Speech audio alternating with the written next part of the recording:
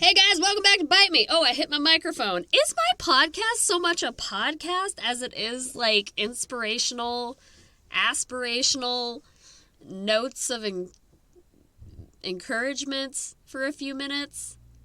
Some of the episodes are very short.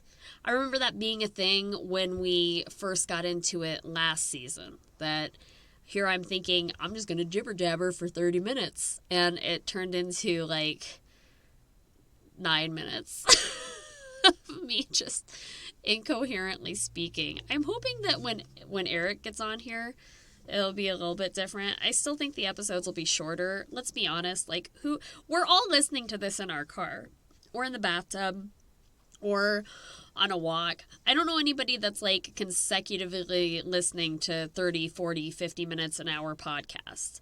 I think the longest podcast that I listen to is Cara Lowenthal's Unfuck Your Brain, and hers are about 15 minutes usually, unless she has a guest on, and then they're a half hour. So I don't know, maybe I'm not doing as badly after all.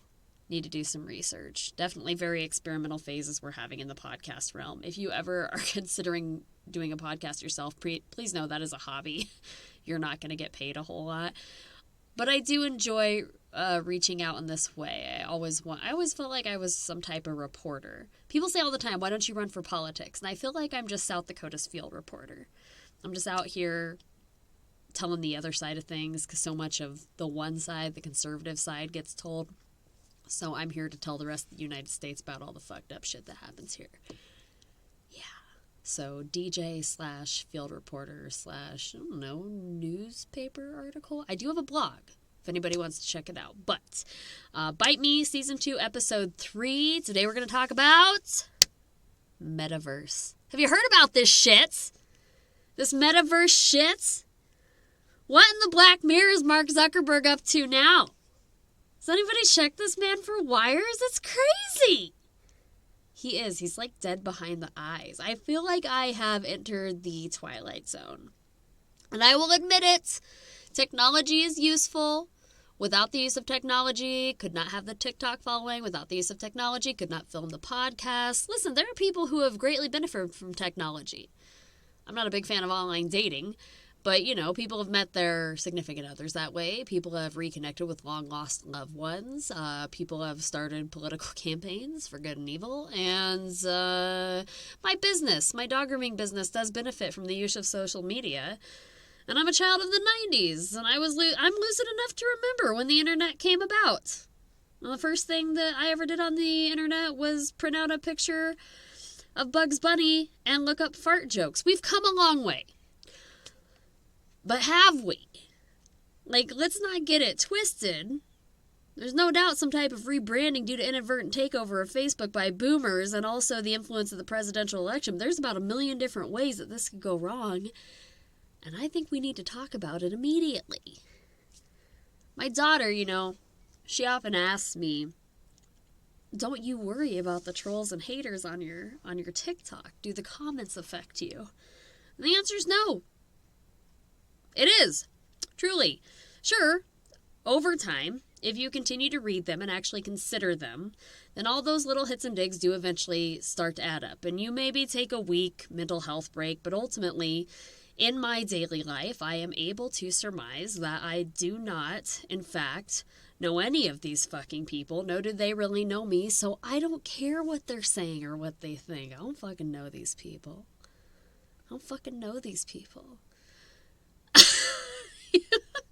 This is not my friends. This is not my coworkers. This is not my significant other. This is not my children. Like, I don't care. Think what you want to think. I even have customers who are like, I don't know that I agree with your TikToks. And that's fine. That's fine. I mean, luckily I have that luxury because a troll is a troll behind a screen or a keyboard. But when we talk about things like Metaverse, what if that threat came to life? That's what that is.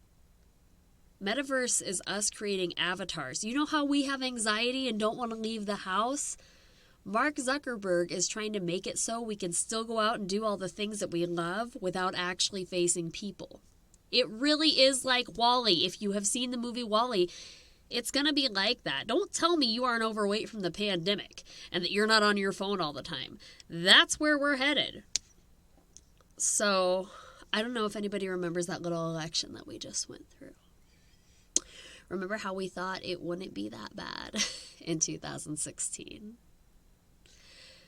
The problem with someone like Trump is that he preyed on the ignorance and made an emboldened army out of that.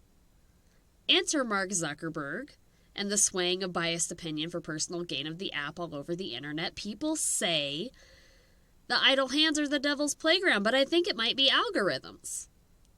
Screw fighting about God and politics, capitalism, social media, technology. These are our new lords. It runs your life. They could control every aspect of our lives. You mean to tell me we're going to take all the same assholes who almost converted our nation into Nazi Germany and go ahead and give them a whole entire tailored universe to play in? It can't be safe. I'm not going to lie. During the pandemic, I bought stock in Tesla, and I do recognize Elon Musk is a diagnosed evil, but there's something that hits differently when comparing electric cars to an entire alternate universe. That's not meant to be the human experience. That is, in reality, a supernatural one. Taking a quick break on Bite Me. Welcome back to Bite Me. Sometimes I get pretty deep in these episodes, and my mind starts to get... I really start to... I don't want to say believe my own bullshit. It's not bullshit. What I am speaking is absolute truth. That's my whole platform. But I start to get, in the zone, you know? I get real paranoid. Anybody else having issues with plastics lately? Every little piece of plastic, you're looking at it and you're like, oh my god, I gotta find a way to reuse this. But actually, war efforts is the biggest contribution to climate change and global warming, not necessarily that plastic, although plastic plays a significant role as well.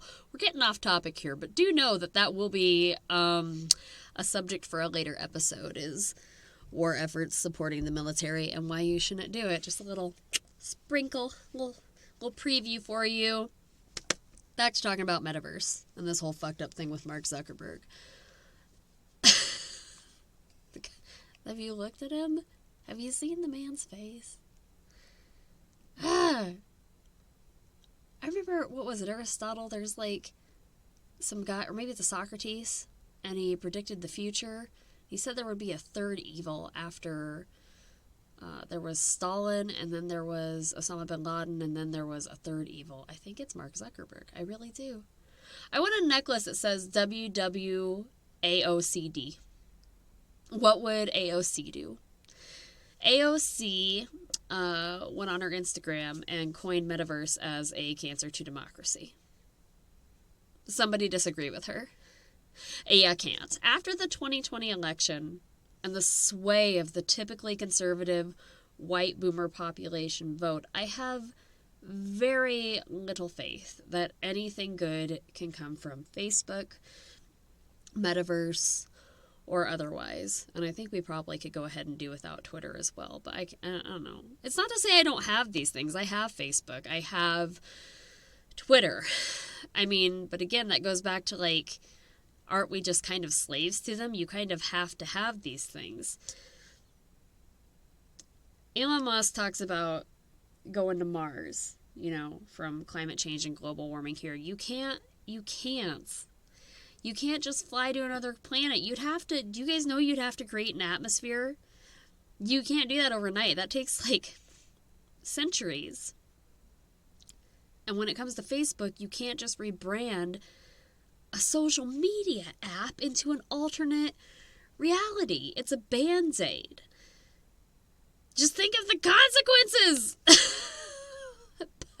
But silver linings, because there is solace in knowing that Facebook's newer population of clientele, the boomer, may not be advanced enough to operate it, though they have surprised us before. I said what I said. I've had to walk them through the Airbnb app. Don't even get me started. They get really flustered. I don't know that they can handle an entire alternate reality. I can see that going poorly very swiftly. You got like some 3D goggles on, and you're trying to play in your living room, this old white man boomer, and he's, some type of, I'm sure he's trying to take down a dinosaur or something, and then next thing you know, he falls down the stairs. Whoops! We'll see. For references, check out Gloria Steinem's book, My Life on the Road, available now on Amazon Thrift Books. Good Lord! These are the same references from last episode. Never mind. Fuck it. If you want to check out Mark Zuckerberg's Metaverse situation, just Google it. Do your own research. There's like a little picture of him looking at himself in a mirror and waving. And, gross. But do maybe look into patents on that WWAOCD necklace, because I think that we could do something there. I think people would buy that anyways. Oh, look, and if I scroll down, I can see now my references. You can check out Emily Walsh's Google CEO article on theinsider.com, and for reference on keeping your mental health in check in the new age, go to www.onlinedegrees.bradley.edu blog. How does technology affect our mental health? Ooh, it's a hot mess this season on Bite Me. I'm your host, Brooke. Be sure to check out the Truthful Groomer website, Insta, Twitter, and we'll see you next time on Bite Me.